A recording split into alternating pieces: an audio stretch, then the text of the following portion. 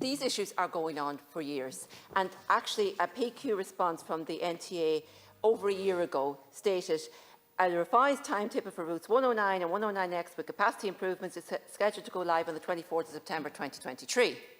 And that they continue to monitor passage usage levels, and that you're saying now something else has to go live in another few weeks' time. I mean, obviously whatever they did wasn't sufficient at the time. And what we have are people being left standing at bus stops, sometimes for hours, often in the rain.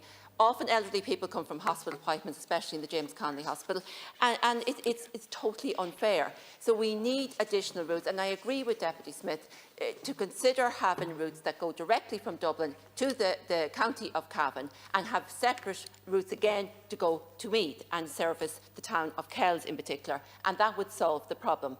This is ongoing, as I said, for too long, and it needs to be addressed. So I take the point. Are we seeing buses full with what are short hop passengers relatively to Navan and Kells, meaning that passengers to Cavan are frozen out? And I'll raise that with Bus Éireann when I speak about them, when I speak to them.